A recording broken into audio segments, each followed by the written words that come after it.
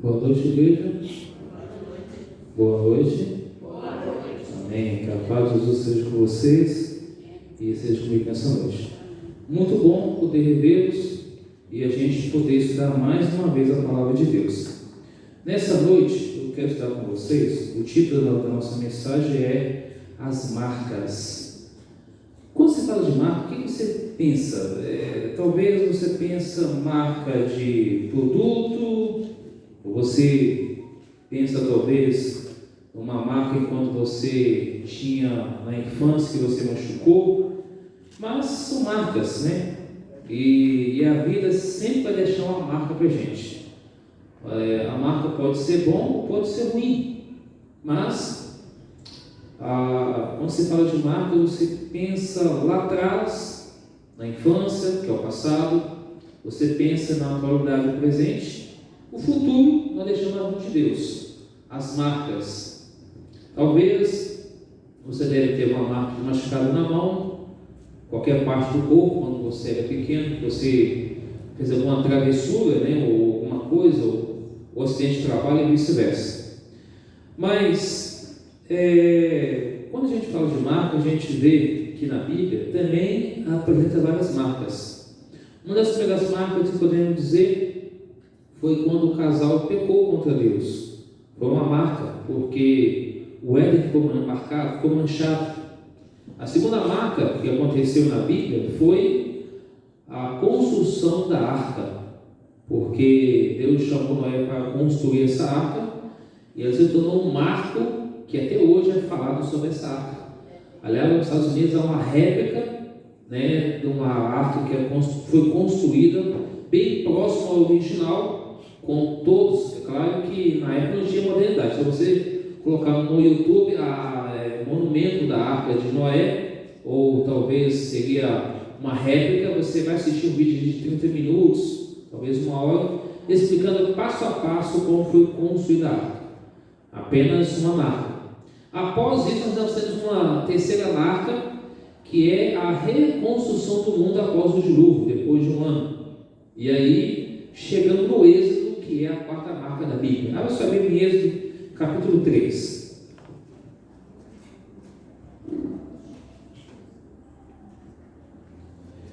Êxodo capítulo 3, versículos 7 a 9. Aqui é claro que é um bate-papo entre Deus e Moisés. Deus apresenta-se a Moisés no meio da sarça ardente. Deus viu que o seu povo estava sendo marcado por várias coisas. Primeiro, chicotadas, maus tratos, depressividade, que é a depressão, ansiedade. O povo de Deus vivia com marcas de incertezas, marca de opressão e uma série de coisas. A lista é grande. E aí agora, em Êxodo capítulo 3, me acompanhe no versículo 7 a 9, veja aqui o que Deus ouviu do seu povo. Êxodo capítulo 3, versos 7 a 9. Todos acharam aí? Êxodo 3, 7 a 9. Disse ainda o Senhor: certamente vi a aflição do meu povo que está no Egito, e ouvi o seu clamor por causa dos seus exastores. Conheço-lhe o sofrimento. Verso 8. Por isso desci a fim de livrá-lo das mãos dos egípcios, para fazê-lo subir daquela terra a uma terra boa e ampla, terra que mana leite e mel, um lugar do cananeu, do heteu, do amorreu, do ferizeu, do heveu e do jebuseu. Pois o clamor dos filhos de Israel chegou até mim, e também vejo a opressão com que os egípcios estão oprimidos. Feche seus olhos e vamos falar com Deus. Santo Deus, usando a leitura da Tua Palavra, pedimos a Ti neste momento que Teu Espírito Santo fale conosco nesse momento, em nome de Jesus. Amém. Veja que o povo de Deus naquele período vivia uma opressão onde Deus chamou Moisés. Mas quem foi Moisés?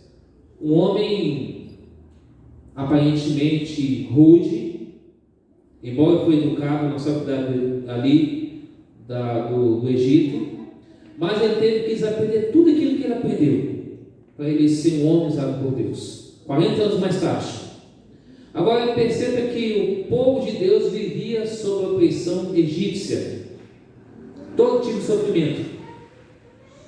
Agora a gente abre um parênteses aqui e fecha um parênteses. Será que o mundo egípcio daquela época há alguma diferença por hoje? Será que tem alguma mudança?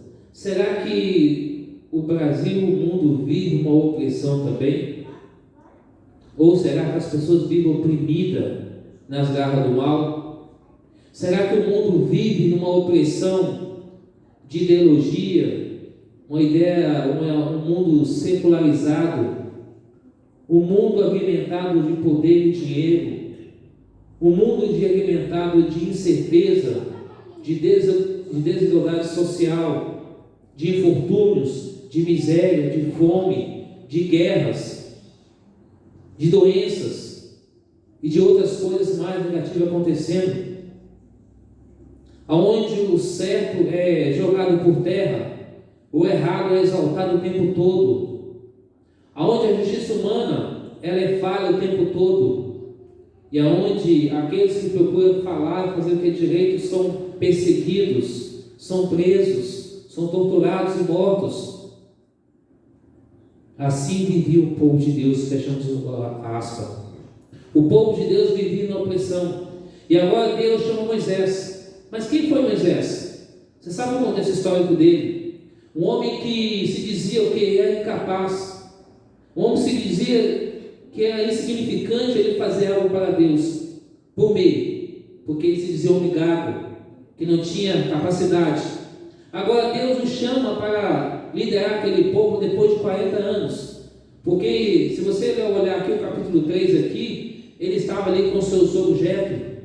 Em algum momento ele teve que ir para o deserto, e depois, quando era de 80 anos, Deus o chama para, depois de preparado, porque Deus estava preparando Moisés para voltar, para liderar aquele povo. E agora, aquele povo murmurando o tempo todo na cabeça de Moisés. Deus usa Arão, Deus usa Moisés. E aqui no versículo 7, nós acabamos de ler que Deus, ele ouviu as aflições do povo de Deus, ouviu que o povo de Deus estava passando por dificuldades, sofrimento, por exaustão. E aí Deus, olha, eu vou usar alguém para libertar você da opressão egípcia, vou levar vocês para uma terra diferente, aonde manda leite e mel, e vocês serão felizes. Mesmo assim, o povo, quando Deus depois capacitou, que Moisés foi lá, Deus tirou o povo, Deus falou para Moisés: fala para Faraó, deixa o meu povo ir. E aí Faraó diz: quem é você? Nem te conheço o seu Deus. E aí Deus manda 10 pragas, para depois entender, endurecer o coração de Faraó e depois libertar o povo de Deus. E agora Moisés anda pelo deserto, pelo aquele povo, 600 homens e crianças, juntando ao todo com mulheres e outros, dá 1,5 milhão de pessoas andando pelo deserto. Só que o povo não precisava de ter andado 40 anos, precisava apenas andar por uma semana para chegar à terra prometida. E aí, quando a gente vai lá para o capítulo 33 de Êxodo, verso 18 a 23, 17 a 23, você pode ler a história depois. Lá você vê que em algum momento Deus fala: Moisés, olha, eu vou aparecer a você. Mas Moisés queria ver Deus. Deus falou: filho, você não pode me ver, porque se você me ver, a minha glória irá exterminar você. E Deus falou assim: vai para a frente daquela rocha, que você vai ver pelo menos eu passando de lado, de costas para você. E tira a sandália dos pés, porque onde você está é terra santa. E Deus começa a bater papo com Moisés. Olha, Senhor, isso, até que ele viu Deus passando de forma rápida perante ele. Mas antes disso, Deus usou Moisés, porque Moisés era um homem de linguagem pesada, um homem que feriu a rocha, que fez algumas coisas. E agora, imagina agora Deus falar para Moisés: Moisés, depois de tudo isso que ocorreu com você, Arão, que usou tudo isso, que você esteve perante mim, que você desceu lá daquele monte, e agora você está perante o povo. O povo falou: olha, Arão, fala para Moisés que a gente não consegue visualizá-lo, porque ele estava com um brilho diferente, porque Moisés estava buscando a Deus. E ali naquele momento agora, Moisés desce do monte, depois de 40 dias e 40 noites com Deus no monte. E aqui o povo fala para Arão, por quê? O povo não estava preparado para ouvir e nem caminhar com Deus.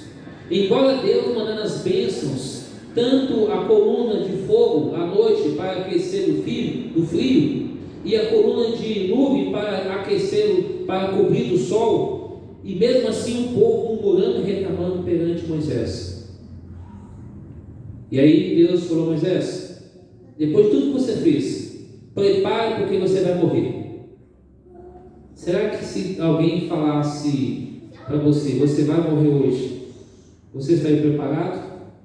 Obviamente não. Mas Moisés falou: como é isso, Deus? Você vai morrer.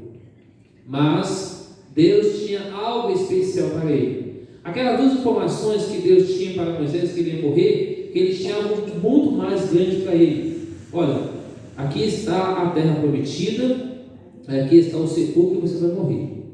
Você vai ficar dormindo um sono da inconsciência, a morte natural, até que eu o ressuscite você e leve você para o céu. Aí você já sabe o contexto histórico, que o inimigo entra para disputar o corpo, mas Deus intervém e expulsa o diabo, e agora Deus ressuscita Moisés e o leva para o céu. Porém, ele não entrou naquela terra prometida, porque o povo de Deus peregrinou durante 40 anos, não precisava de ter rodado 40 anos, bastava apenas ter obedecido a Deus.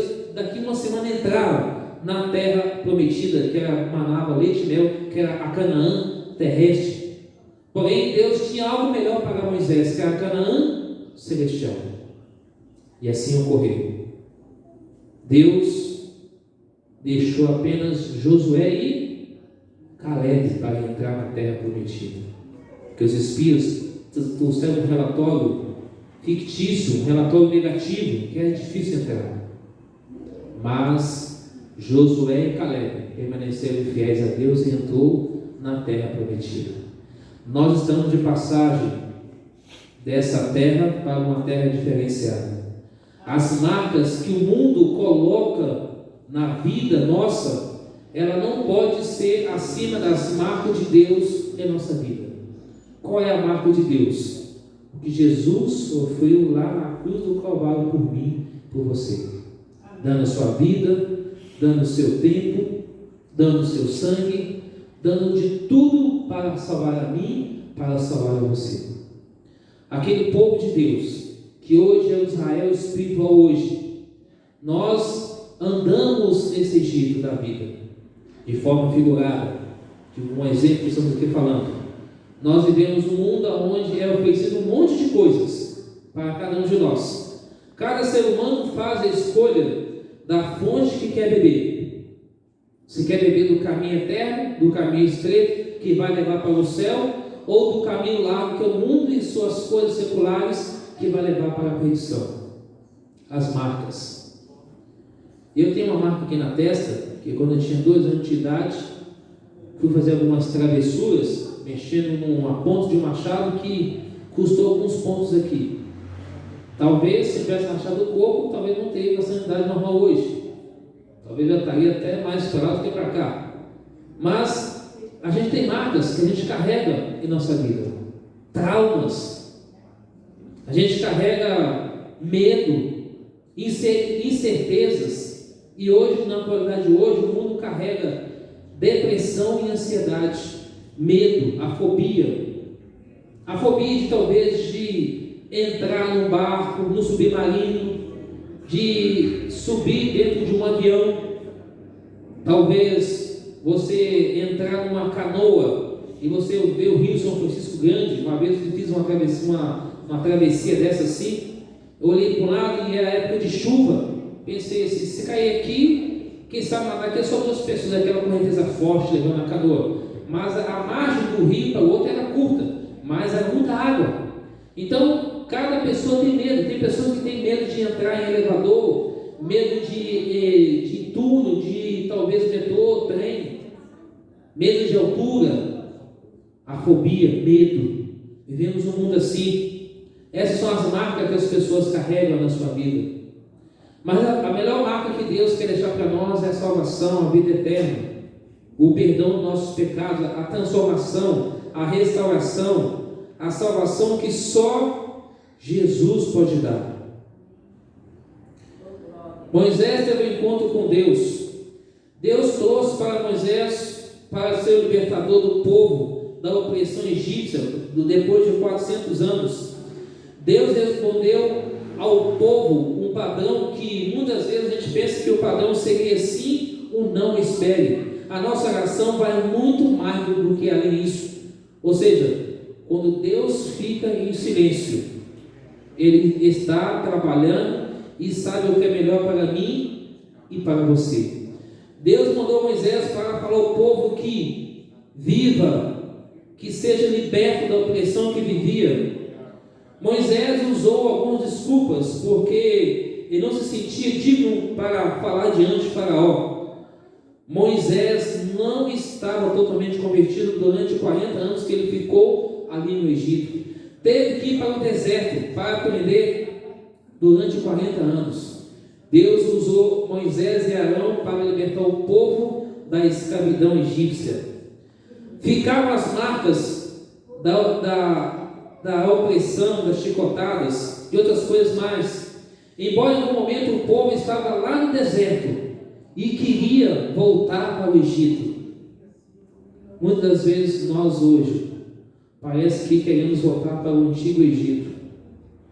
Aí a gente levanta o cristão carnal, o cristão natural, o cristão espiritual. O cristão carnal é aquele que diz assim: olha, eu não tenho 2 minutos, 5 minutos e eu vou virar qualquer coisa para cima de você. O cristão natural, embora ele quer as coisas de Deus, mas ao mesmo tempo ele quer as coisas seculares. O cristão espiritual, ele deixa Deus trabalhar, modificar, transformar a vida dele. Moisés se tornou o homem mais manso da terra. Mateus capítulo 5 diz que bem-aventurados os mansos, porque herdarão o reino dos céus. Deus transformou a Moisés e todo o povo pelo deserto.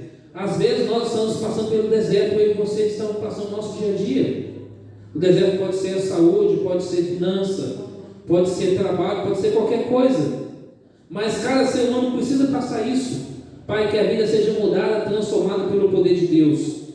Deus foi moldando Moisés durante 40 anos. O trabalho de Deus, ele é o que? É passo a passo. E assim Deus quer fazer nossa vida também. Portanto, devemos cada dia buscar a Deus mais e mais, ter comunhão com Ele, ter uma vida firmada em Deus. Moisés venceu com Deus, Jesus venceu também, e nós também podemos ser vencedores. Portanto, eu e você devemos entender uma coisa. Deus fala o seguinte: filho, eu quero que as marcas de Jesus fiquem na sua vida. Tudo eu posso naquele que me fortalece, Filipenses 4,13. E Jesus tem uma promessa para mim e para você nessa noite, que nós devemos confiar, descansar e esperar no Senhor. Abra suas Bíblias em 2 Coríntios capítulo 6, verso 2, a última citação desta noite. Segunda carta de Coríntios capítulo 6, verso 2. Jesus ele fala: filho, eu lhe ofereço a salvação hoje. Eu não ofereço a salvação amanhã. A salvação é agora. Segunda carta de Coríntios, capítulo 6, verso 2. Diz a palavra do Senhor assim. Segunda carta de Coríntios, capítulo 6, verso 2. Por isso ele diz: eu te ouvi no tempo da oportunidade, te socorri no dia da salvação. Eis agora o tempo sobremodo oportuno, eis agora o dia da salvação. Em outras versões vai dizer: o tempo favorável é agora, o tempo da salvação é hoje. Que tipo de marca você deseja ter?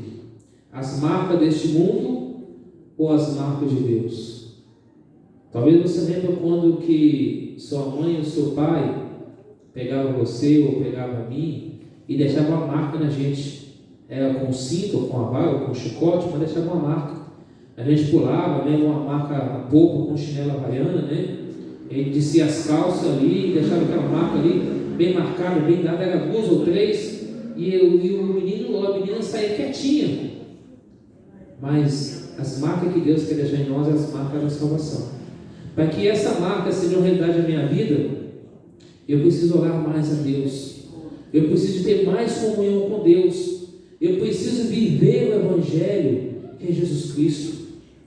Eu pergunto para você nessa noite: você deseja ter as marcas de Jesus na sua vida? Porque um dia, quando Ele voltar, esse negócio de usar óculos, dores, aflições, preocupações, insegurança, um monte de coisa negativa vai acabar. Nós de fato vamos ser felizes. O povo de Deus não precisava de viver aquela opressão egípcia. Ah, Senhor, a gente era feliz lá, a gente apanhava, a gente comia aipo, a gente comia alho, legumes, mas a gente apanhava. Agora vem para esse deserto aqui agora para ficar comendo esse maná do céu. Chega disso, a gente quer carne, então toma carne. E Deus viu o povo fazendo um monte de besteira, e Deus sempre derramando as bênçãos sobre ele. Hoje não é diferente. Hoje nós reclamamos, falamos, murmuramos, fazemos uma série de coisas. Deus não fala assim: eu amo você, seu infeliz, eu amo você, eu quero te ajudar você a mudar de vida. Mas aí a prepotência, a arrogância, o orgulho, o eu, a presunção vai exaltando em cima de nós. Mas aí Deus fala: filho, tenha os frutos do Espírito Santo na sua vida, que é paz, amor, alegria, longanimidade, bondade, equilíbrio. Seja humilde e simples, deixe o Espírito de Deus guiar você, guiar a mim. E aí as marcas de Jesus vão ficar em nós. Aí nós vamos ter o processo de santificação, de comunhão e de justificação e da glorificação. Quando Cristo voltar, a obra vai estar completa na nossa vida. Mas enquanto isso, peçamos a Deus força, peçamos a Deus paciência, fé, ânimo, coragem, e assim vamos vencendo, vamos rompendo, para que em nome de Jesus, quando Ele voltar, possamos ser salvos agora, salvos naquele dia e salvos para todo sempre. Pergunto para você essa noite: esse é o seu desejo? Esse é o seu desejo? Esse é o meu desejo. Como é a sua fonte? Ore comigo. Senhor nosso Deus, te louvamos e te agradecemos ao Senhor pela oportunidade nessa noite concedida.